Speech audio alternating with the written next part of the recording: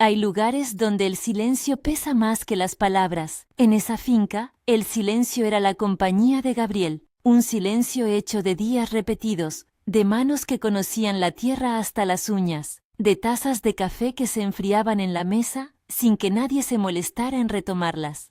Yo lo supe por casualidad, o quizá por destino, cuando pasé por el pueblo y alguien me habló de un granjero que, después de perderlo todo, había hecho de la rutina una forma de sobrellevar la ausencia. La casa de Gabriel estaba en lo alto de una loma, con vistas a prados que olían a heno y a lluvia. Al fondo, el riachuelo marcaba el ritmo con su murmullo constante. Por las mañanas, el mundo comenzaba con el canto del gallo y el olor del café recién hecho. Gabriel encendía la cocina como quien enciende una memoria, despacio, con cuidado, sin permitir que nada rompiera la continuidad de aquello que le quedaba. Tenía 52 años. La viudez le había dejado la piel del rostro un poco más curtida, las manos aún más firmes y una manera de mirar que buscaba refugio en los pequeños ritos del día. Mariana, su mujer, había muerto 10 años atrás. Era un nombre que él pronunciaba poco, pero que llenaba el cuarto principal como un retrato silencioso. Yo la primera vez lo observé por fuera, desde la vereda. La casa parecía un corazón que latía a su ritmo pausado. Dentro, Gabriel había montado su vida alrededor de lo imprescindible: la huerta, los animales, el taller donde arreglaba ruedas y herramientas. Era un hombre que hablaba poco, pero que, cuando lo hacía, lo decía con la precisión con la que labraba la tierra. Algunos del pueblo decían que a veces le veía cantar una canción que Mariana le enseñó, aunque solo lo hiciera para las sombras del granero. Todo cambió el día que ella llegó. Fue una tarde de otoño. El cielo tenía el color apagado de las hojas que caen. Lloviznaba y el camino de tierra estaba embarrado, con huellas frescas de neumáticos y de botas. Gabriel la vio aparecer como quien ve aparecer algo frágil. Al principio no se distinguía bien. Tenía un abrigo raído demasiado grande para su cuerpo, el pelo recogido con un pañuelo y los ojos enrojecidos de quemarse en silencio. Se apoyó en la puerta del granero como quien busca apoyo físico a algo que tiemble por dentro. ¿Necesitas ayuda?, preguntó Gabriel desde el umbral, sin aparentar sorpresa y sin hacer demasiadas preguntas. Ella no respondió de inmediato. Miró la casa, el porche, el río, y finalmente se dirigió a él con pasos medidos. «Busco un sitio donde no me miren tanto», dijo con voz que parecía venir de muy lejos. «¿Hay trabajo en la finca? ¿Alguna posada en la que pueda trabajar a cambio de techo?» Tenía la manera de no querer ocupar espacio, era como si cada palabra fuera un préstamo que regresaría pronto. Gabriel la miró con esa paciencia que solo tienen los que entienden la fragilidad porque la han tocado. Abrió la puerta, la invitó a entrar sin preguntas sobre su pasado. Se llamaba Elena, aunque al principio el nombre le llegó a Gabriel como una nota tenue, casi olvidada. No trajo papeles ni referencias. Llevaba consigo un bolso gastado y una bolsa con pocas cosas, entre ellas un pañuelo con un patrón floral y una cajita de metal con viejas postales dentro. Los primeros días fueron de ajuste. Elena aprendió a separar la ropa, a encender la fogata en el horno, a ordeñar con manos que temblaban cuando la vaca no respondía. Gabriel, por su parte, la observaba con esa mezcla de curiosidad y reserva que tiene el que ofrece ayuda sin condiciones. No hubo preguntas incisivas, no hubo interrogatorios. En la finca, la ley no era la prisa, sino la paciencia. Lo más notable, desde el principio, fue la manera en que los pequeños rituales comenzaron a curar algo que la gente del pueblo no veía. Una mañana, mientras limpiaban la cocina, Gabriel puso música antigua. Elena se detuvo, cerró los ojos y dejó que la melodía entrara como si quisiera comprobar que su cuerpo todavía le obedecía. Más tarde, en la tarde, Gabriel le enseñó a plantar una fila de zanahorias. Ella tenía cuidado de marcar la distancia entre cada semilla. La tarea le permitió sostener la mirada sin hablar demasiado de lo que dolía. En las primeras semanas, la casa recobró un poco de alegría. No era alegría ruidosa, sino una costura silenciosa. La taza del café ya no se quedaba fría. Alguien barría con la escoba con gusto. Alguien más colgaba la ropa con cuidado. Los vecinos vieron en Elena una mujer que trabajaba y callaba, y en Gabriel a un hombre que volvía a sonreír en la cocina. Para muchos eso bastó. Para los que conocían el pasado de ambos, hubo miradas que se volvieron más largas, como si quisieran leer entre las grietas. No tardaron en aparecer los primeros indicios de que la historia de Elena era más compleja que unas simples palabras sobre techo y trabajo. Por las noches, ella tenía pesadillas y se despertaba gritando sin que nadie la tocara. Gabriel, que nunca había sido hospitalario con lágrimas ajenas, aprendió a dejar la puerta entreabierta, a ponerle una manta, a esperar que su respiración volviera a un compás más lento. Ella le contaba trazos sueltos, celos, gritos en una casa con paredes delgadas, la sensación de que un hombre podía marcar tu vida como se marca la madera con una navaja. No mencionaba nombres con frecuencia, pero en una ocasión, con la mirada perdida hacia el riachuelo, habló de un hombre que la buscaba y no la dejaba ser. Si vienen, diles que vivo aquí. Lo único que pidió, una noche, como quien nombra una condición que no sabe si podrá sostener. Gabriel no preguntó quién era ese vienen. En el pueblo, algunos comprendieron que había un pasado violento, otros pensaron que simplemente era un asunto privado que no convenía comentar. Elena rehusaba ver fotos antiguas. Cuando en el porche Gabriel le enseñó una imagen de Mariana recortada de una revista local, otra vez la música, otra vez una sonrisa, ella apartó la mirada y se mordió el labio. Fue una reacción rápida, casi instintiva, pero su cara quedó como un libro cerrado. Poco a poco, el ritmo del día puso al descubierto fragmentos que antes estaban ocultos.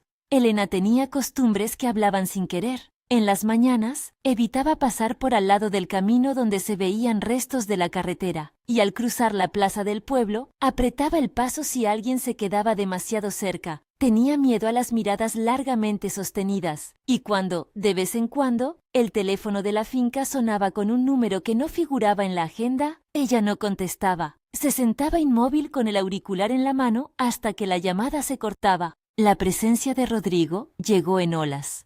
Al principio era solo un rumor. Alguien había estado buscando en los bares preguntando por una mujer de ojos apagados. Luego, en una tarde en que el cielo amenazaba lluvia, Rodrigo apareció en la plaza del pueblo, la figura de un hombre que parecía pesar más de lo que su cuerpo dejaba ver. Era alto, con una mandíbula que no mostraba muchas sonrisas y una mirada que examinaba como quien calcula una presa. Cuando Elena lo vio a distancia, se encogió. No huyó, pero todo en su cuerpo dijo que había miedo dirigido a un hombre.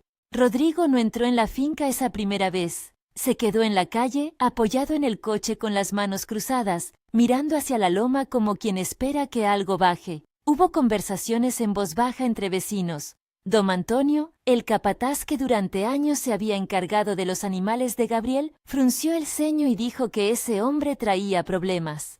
Elena se quedaba más tiempo en la cocina cuando se hablaba de él. Gabriel notó que su pulso se aceleraba si una sombra cruzaba la ventana. Una tarde, Rodrigo se acercó al porche. No era la figura de la amenaza explícita, sino más bien la de alguien que intentaba recuperar a quien fue suyo. Habló con Gabriel con cortesía calculada, dándole a entender que respetaba la independencia de la mujer, pero dejando entrever que su presencia no debía interpretarse como definitiva. «Solo quiero hablar», dijo Rodrigo, con voz suave. «No pretendo problemas, solo deseo saber que ella está bien». Gabriel, con la calma que ya se le conocía, respondió con moderación. No aceptó invitaciones a conversar a solas, ni a permitir que Rodrigo se quedara mucho tiempo en la finca. Le ofreció café en la mesa, 2 sillas y una distancia prudente. Rodrigo tomó la taza como si fuera una moneda fría, se la llevó a los labios y respiró. En su rostro había algo de tensión contenida. Al ver la foto de Mariana en la pared, su gesto fue apenas perceptible, pero el cambio se dejó sentir. Era una reacción que, para quien la notó, dejó una semilla de duda. Elena, durante esa visita, se sentó en la esquina de la cocina, con las manos juntas alrededor de la taza de té. No cruzó palabra con Rodrigo, no lo miró. Fue como si su voz se hubiera encerrado y no quisiese abrirse mientras él estaba cerca. Cuando al marcharse, Rodrigo miró de nuevo la casa, pronunció el nombre de Mariana sin proponérselo, en una frase hecha. ¡Qué buena gente eran! Y entonces, con una naturalidad que no buscaba, se giró hacia Elena y añadió, «Cosas que pasan, ¿no?» El matiz en su voz era pequeño, pero suficiente para que Gabriel sintiera su estómago contraerse. Había en aquello una intención fría que no necesitaba palabras agresivas para ser intimidatoria. Era más peligroso porque parecía moderación, y en la moderación, muchas veces, se ocultan las culpas. Los meses siguientes transcurrieron en una mezcla de calma y pequeñas tensiones. Elena se fue abriendo a regañadientes. Contaba episodios sueltos, como quien pavimenta un camino con piedra por piedra. Decía que no quería volver a la ciudad, que el campo le daba una distancia necesaria para respirar.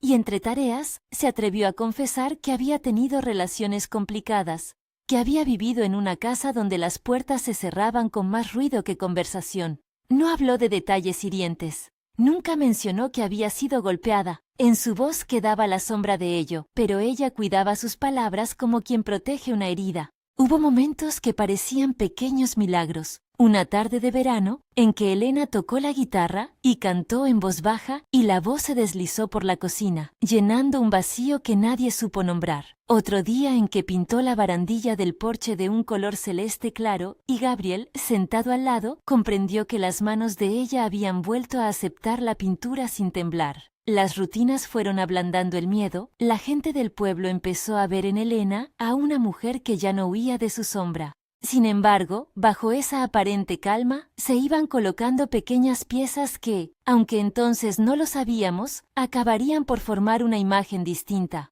Elena evitaba mencionar fechas concretas. Si alguien le preguntaba por el mes en que dejó la ciudad, ella respondía con evasivas: hace unos años, después de que todo se complicara.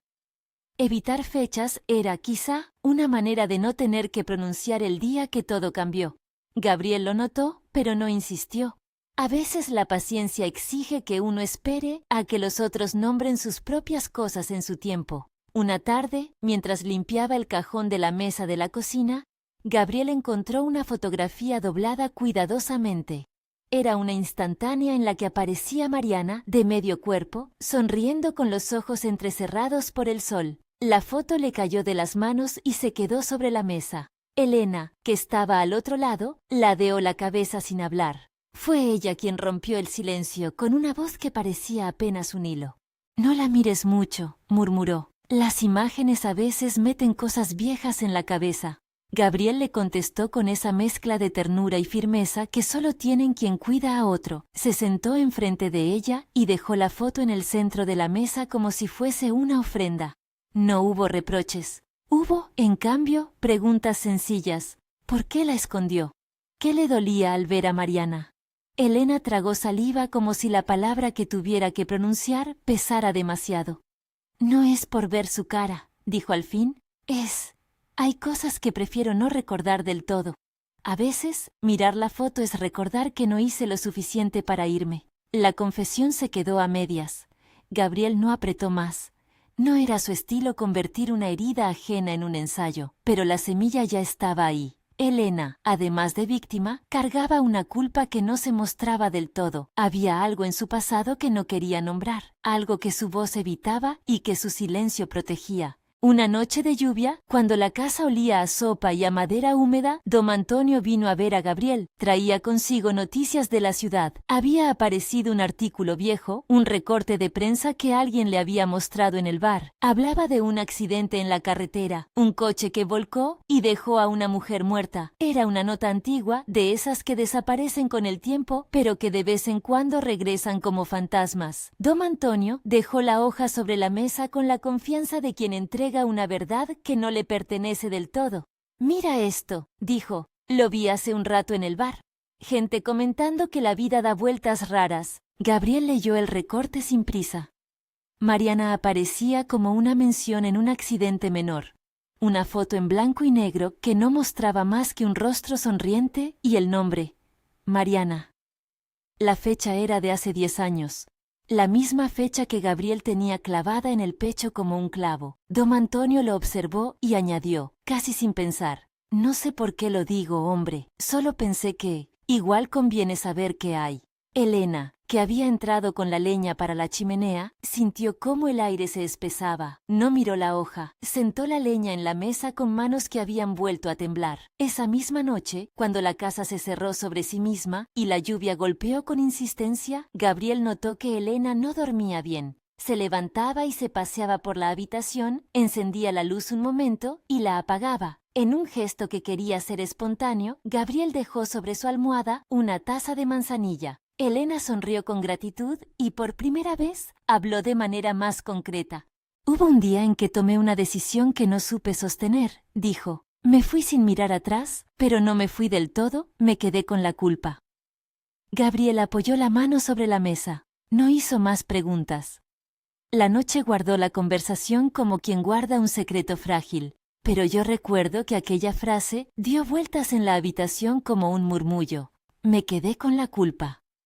Era una confesión a medias que parecía indicar que el pasado de Elena tenía relación con algo que no podía nombrar sin quebrarse. No fue hasta semanas después que la cosa se volvió más concreta.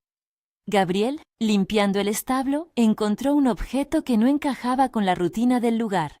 Era una pulsera de plástico con un número escrito a bolígrafo, de esas que dan en hospitales o eventos masivos.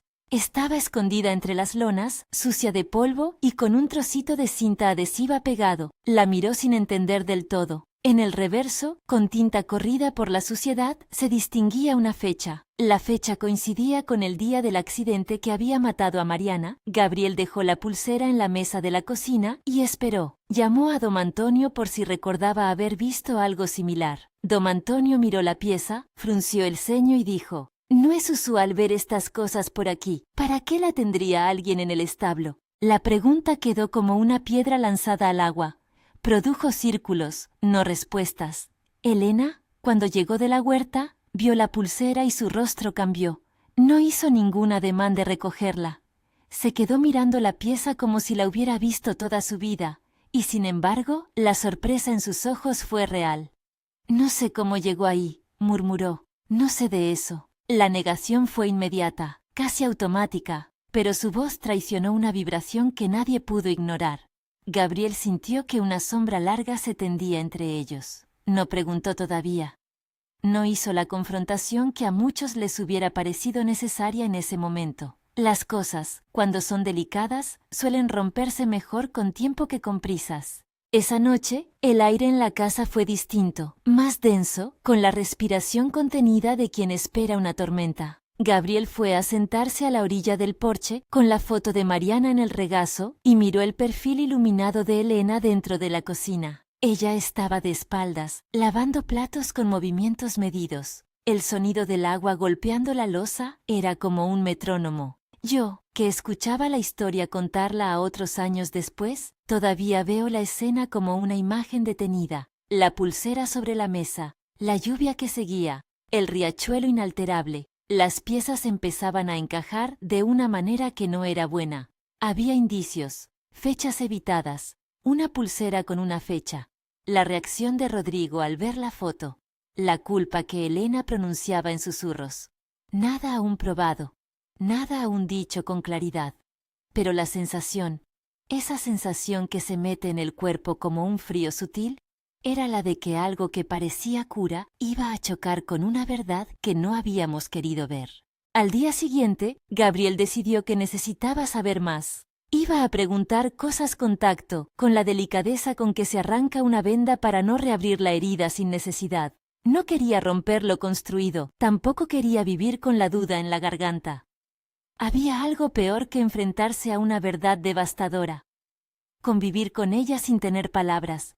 Y sin embargo, cuando fue hacia la cocina con la pulsera en la mano, su paso fue lento, como si cada paso lo acercara a un borde. La historia, en ese punto, parecía pender de un hilo delgado. Había ternura que reparar, había miedo que acompañar, y había también la posibilidad, siempre real, de que lo que se temía no fuera lo que parecía. Gabriel se colocó frente a Elena con la pulsera en la mano y notó cómo su corazón le golpeaba las costillas como un tambor. Ella lo miró. No hubo sorpresa inmediata, solo un silencio que duró varios segundos, llenando la cocina como si quisiera tomar todo el espacio. La encontré en el establo, dijo él, hablando más despacio de lo que necesitaba. Es de un hospital. Tiene una fecha. Elena cerró los ojos por un instante. Cuando volvió a abrirlos, había en su mirada algo que ya no podía ocultarse. La fatiga de quien ha sostenido una verdad demasiado tiempo. No dijo nada al principio. Se limpió las manos con el borde del delantal, como preparándose para un peso mayor. No sé si... comenzó, y se detuvo. Fue la última palabra que escuchamos esa noche antes de que la conversación se rompiera en un aliento contenido. Afuera, el riachuelo seguía su camino, ajeno a los destinos humanos. Dentro, la casa se vació por un momento de las cosas que la llenaban y quedó habitada por la expectativa de una pregunta que necesitaba respuesta. La curiosidad, la ternura, el temor y la lealtad se mezclaban en el aire. Gabriel sabía que una vez que cruzara esa línea y pidiera explicaciones, nada sería igual. Y aún así, había algo en su pecho que le urgía conocer la verdad, por devastadora que fuera. En la quietud de la cocina, antes de que Elena hablara, algo en el exterior cambió. Un coche pasó por la loma y las ruedas dejaron un eco sobre la tierra húmeda. Era un ruido cualquiera, pero en esa casa, bajo esa noche, sonó como el inicio de algo que no tendría vuelta atrás. El coche que pasó por la loma dejó su eco y con él una especie de permiso para que las cosas que estaban por decirse salieran del margen. Gabriel sostuvo la pulsera con los dedos como si sujetara una llave oxidada. La casa olía a sopa y a lluvia, pero también, de pronto, a hospital. Ese olor metálico que uno jamás relaciona con la casa hasta que lo encuentra en un objeto pequeño y sucio. Me voy a permitir una pausa breve aquí, y te digo algo muy sencillo. Si te gustan estas historias, suscríbete. No quiero interrumpir lo que sigue, pero esa es la única llamada que haré ahora. Cuando volvió la mirada de Elena, vi que la voz le pesaba en la garganta como una piedra. No dijo nada por un instante que pareció eterno. Después, en voz baja, como si hablara para no hacer daño al aire, comenzó a contar. No puedo volver a esconderlo, dijo. Ya no puedo. He vivido con esto dentro y no deja de crecer. Las palabras salían torpes, con la urgencia lenta de quien desentierra algo que ha mantenido enterrado para sobrevivir. Empezó a hablar de una noche de lluvia, de un camino resbaladizo, de un cambio de planes que no iba a contar a nadie. Habló de luces que se encuentran de frente, de un chirrido, del estampido de metal que no olvida. Habló de un grito en la oscuridad y del olor a gasolina y a miedo. No describió la escena con detalles grotescos. Se quedó en lo que cualquier memoria deja cuando no quiere asesinar la dignidad. Sensaciones, sonidos, silencio. Estaba en otro coche, murmuró. No era el mío, no era el tuyo, no era la intención de nadie que yo supiera, pero pasaron cosas. Llamaron a ambulancias. Yo no me quedé. Me fui con quien iba entonces. Me obligaron a irme. Gabriel apretó la pulsera hasta que la piel le dolió. La foto de Mariana en la pared le miraba desde su marco como si fuera el juicio más firme. Elena no buscó excusas, buscó explicar la tortura de la culpa. No di mi nombre, continuó. No llamé a la policía. Tenía miedo y había amenazas. Si hablaba, me dijeron, vendrían por mí. Me pagaron silencio con promesas y con miedo. Me dijeron que si decía algo, él no tendría problema en señalarme como responsable. Me dijeron que la calle no perdona a quien se queda. Y yo, entonces, me quedé callada. La palabra él flotó en la cocina con una claridad cortante. Gabriel no la nombró. Tampoco pregunté por el nombre. Ya lo sabíamos a medias. Existía una red de violencia que no se limitaba al golpe, que se extendía a la manipulación, al chantaje. Elena habló y cada frase hacía bailar la luz de la lámpara sobre la mesa. Aquella noche, prosiguió, cuando vi la ambulancia, pensé que todo había terminado. Pensé que ahora la verdad tendría manos, que alguien diría lo que pasó. Pero no, me dijeron que si colaboraba me harían daño. Y tuve miedo, me fui, y durante años viví con esto como si fuera un animal dentro de mi pecho. Hubo un silencio que nadie quiso romper. Afuera el riachuelo siguió con su música indiferente. Gabriel miraba la pulsera, después la foto de su mujer, como si quisiera medir el abismo entre ambos objetos. No levantó la voz, no le hizo una pregunta agresiva. Su dolor no necesitaba estrépito para ser verdad. Sus manos, curtidas por años de trabajo, temblaron al volver a la madera de la mesa como si el recuerdo le quemara. ¿Por qué me lo dices ahora?, preguntó, con la voz rota. «Porque no puedo más», contestó Elena. «Porque me vine aquí para esconderme, y al venir a tu casa, encontré algo que no supe nombrar. Ternura. Encontré que alguien me trataba con cuidado, y el cuidado me obligó a ver que la culpa no se cura con silencio. Si me vas a odiar, al menos quiero que sea con la verdad».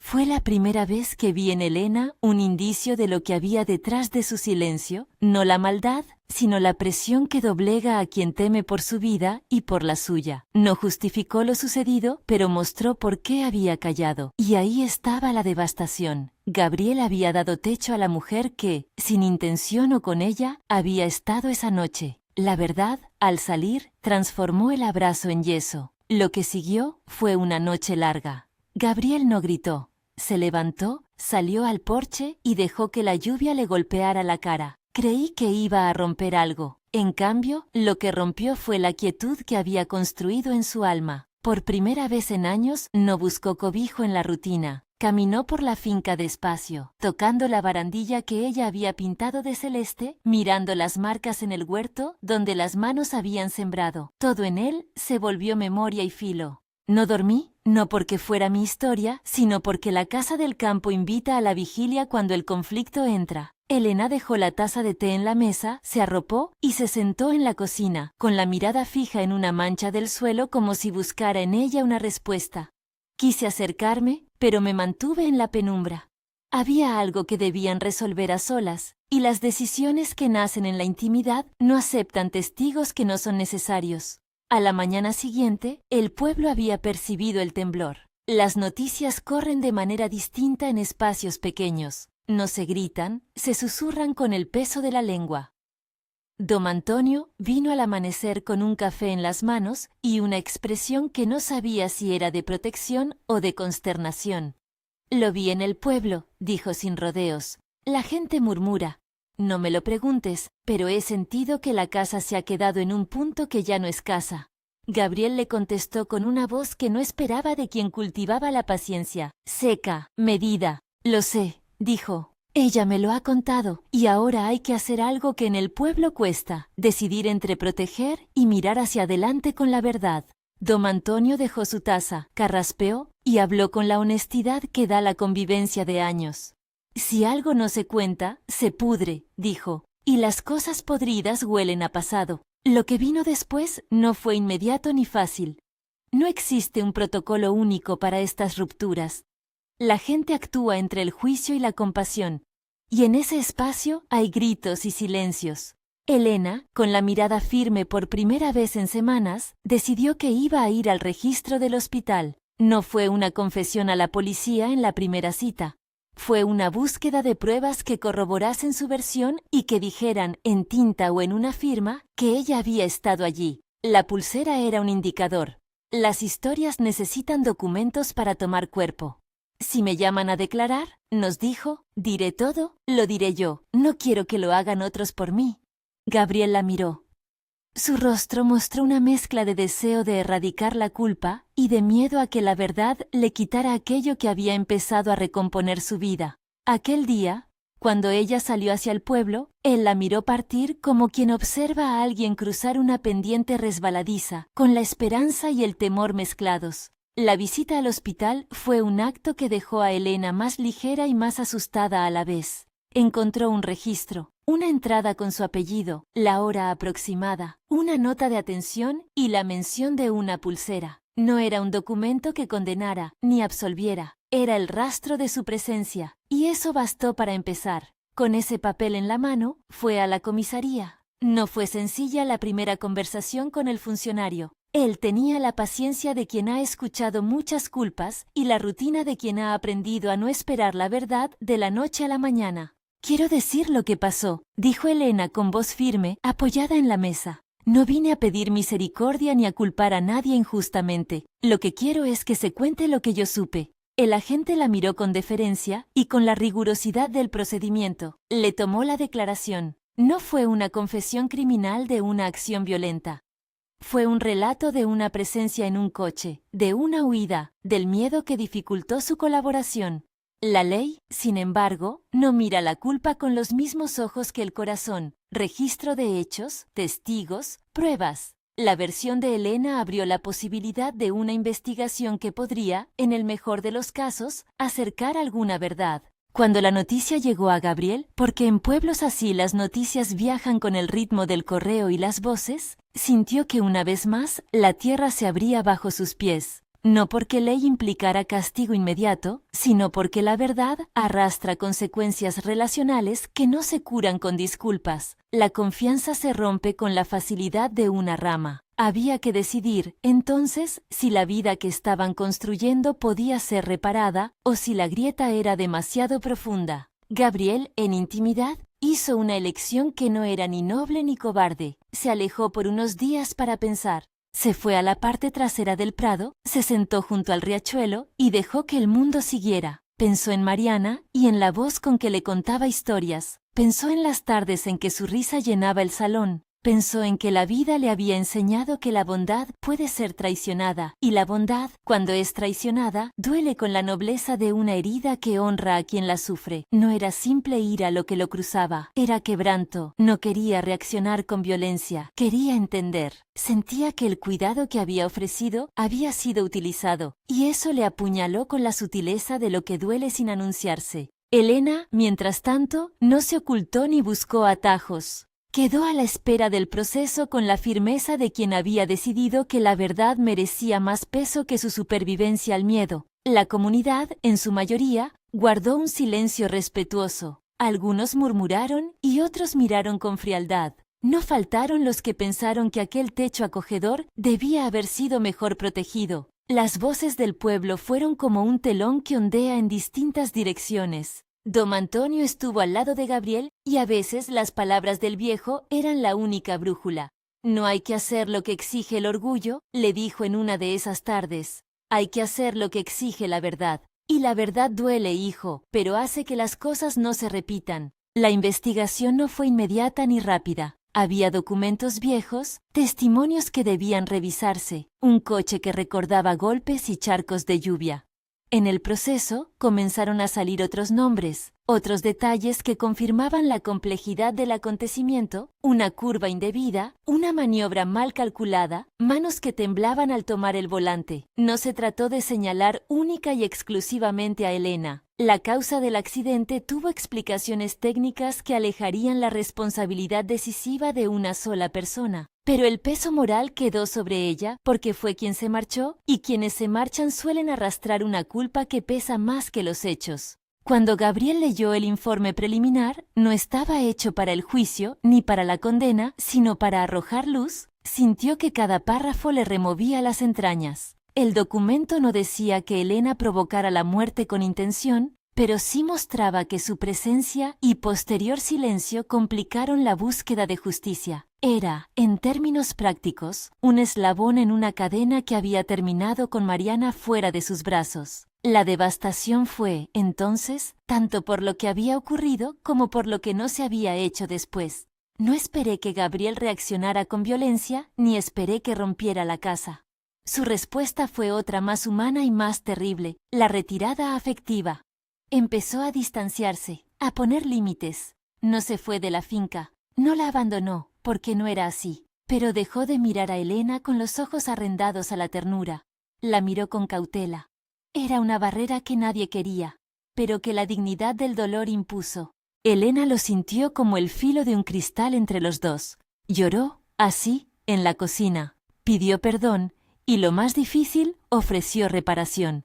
Quiso enmendar con acciones concretas, hablar con las familias afectadas por el accidente, colaborar con la investigación, presentarse ante quien fuera necesario. No pidió que la perdonaran porque sabía que el perdón no se mendiga. Lo que suplicó fue la oportunidad de asumir su parte y de reparar en lo posible. Era un acto de humildad que requería fortaleza. «Si me quedo aquí», dijo una noche en la que las estrellas parecían hechas de ceniza. «Quiero hacerlo sabiendo que no me oculto. Quiero pagar lo que puedo pagar. No busco tu lástima. Busco justicia, y si eso me cuesta, lo aceptaré». Las palabras resonaron como una campana quebrada. Para Gabriel, aquello era una exigencia que removía su propia idea de bondad.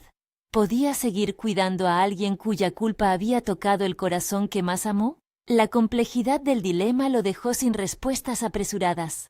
El pueblo, por su parte, se dividió de manera silenciosa.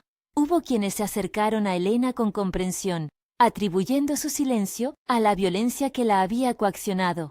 Otros mostraron una dureza que no celebraba la vida, sino la venganza. En una de las tardes en que el sol caía como una réplica dorada, una mujer mayor, que había perdido a un familiar en la misma carretera años atrás, cruzó la finca para hablar con Helena. No fue un encuentro de reproche, fue una conversación triste y larga, en la que ambas reconocieron que la vida impone deudas morales que no siempre admiten pago inmediato. Mientras tanto, Rodrigo no se convertía en una figura central de la investigación. No porque dejara de ser inquietante, su presencia en el pueblo y sus visitas ocasionales seguían creando una sombra, sino porque la verdad judicial que se fue reconstruyendo señalaba a otras manos. En este punto, era crucial recalcar que la historia no buscaba a un verdugo claro para el dolor de Gabriel, sino mostrar cómo la culpa y el miedo tejen redes que dejan víctimas en todos los lados. Rodrigo, en su papel de ex, ¿volvió a hacer eso? Un hombre peligroso en su manera de controlar, pero no el autor directo de la tragedia.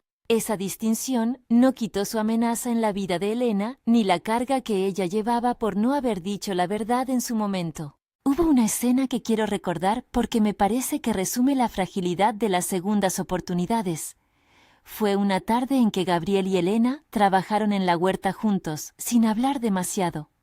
El sol les pegaba en la espalda, y la tierra olía a recién removida. Gabriel, como si quisiera probar hasta dónde había llegado su decisión, dejó que ella plantara las últimas hileras. Cuando terminaron, se sentaron en la misma barandilla que habían ocupado días atrás y miraron el riachuelo como dos náufragos que comparten el mismo trozo de madera.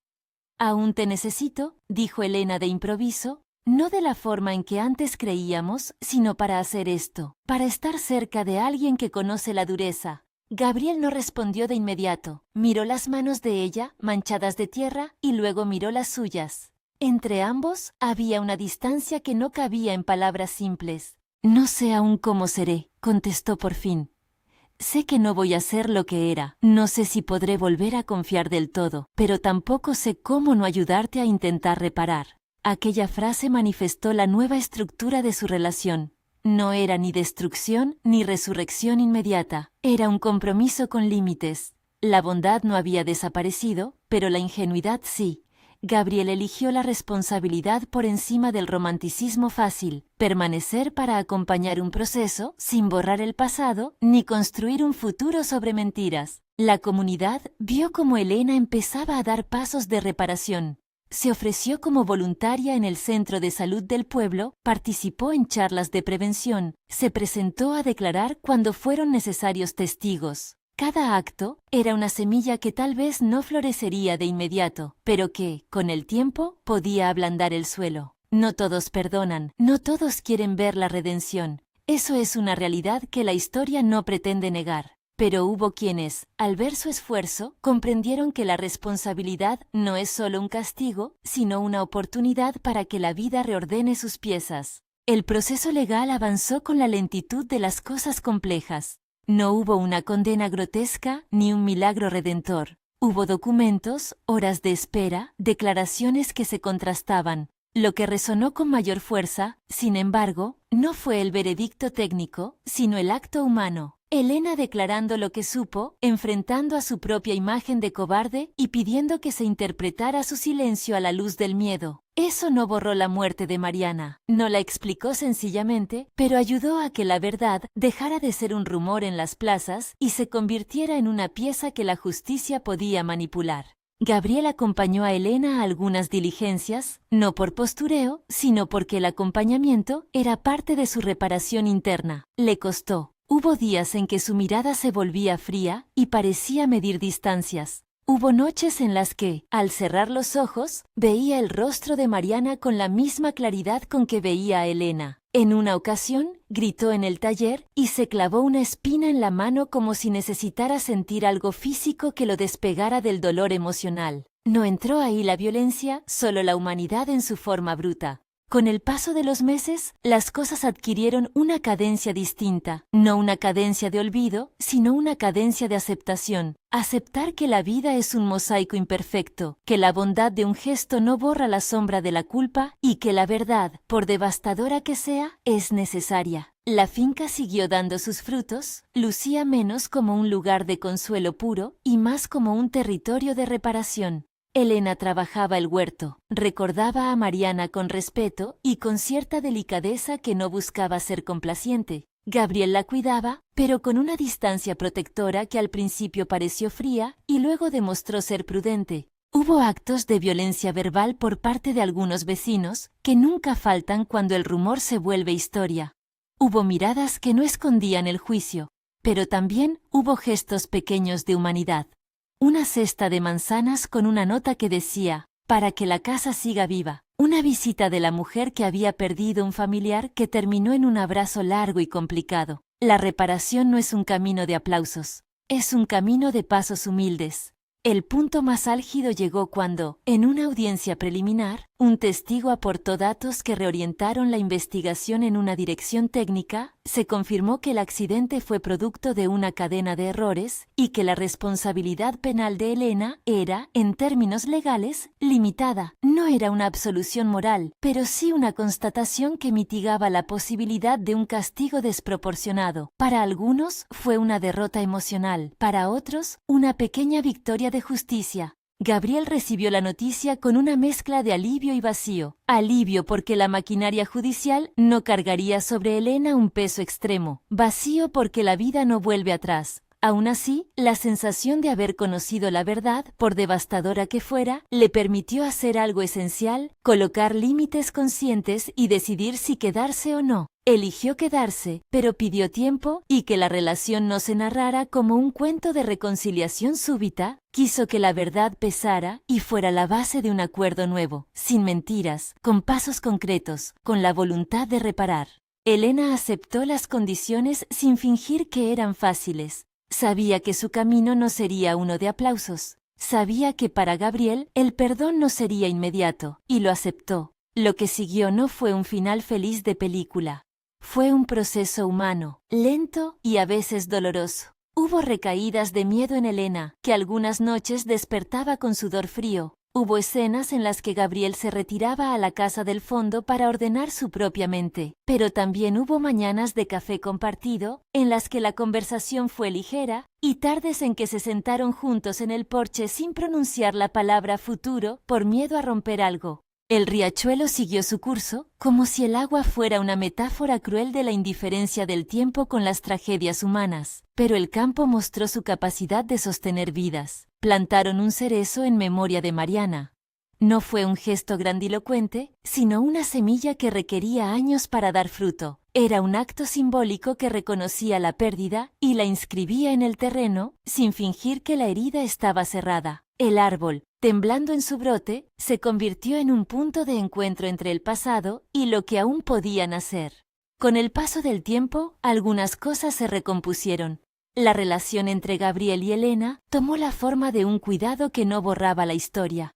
No volvieron a imaginar un matrimonio sencillo, ni a pronunciar la palabra para siempre con la ligereza del que no conoce la ruina. Aprendieron a convivir en torno a límites claros. Elena se comprometió a colaborar públicamente en todo lo que la investigación necesitó, y Gabriel, por su parte, se comprometió a no ejercer la violencia del castigo público. Ambos supieron que la bondad no es sinónimo de inocencia, pero que la verdadera virtud radica en la responsabilidad. Un día, en la mesa de la cocina, Elena dejó un folio con una carta destinada a la familia de Mariana. No pedía perdón con frases huecas, ofrecía una verdad, un reconocimiento y la voluntad de reparar en lo humano. Fue un gesto que no borró nada, pero que permitió a quienes la leyeron entender que la contrición puede ser un acto noble. La carta no buscó la absolución, buscó la posibilidad de que el dolor se encontrara con la honestidad. La conclusión no fue ni melodrama ni consuelo barato. Fue el reconocimiento de que la verdad, cuando sale, desordena y exige. A Gabriel le costó aceptar que el acto de haber dado refugio se convertía en una prueba para su capacidad de perdón, y a Elena le costó entender que protegerse un día día, había lastimado a alguien que luego la acogió.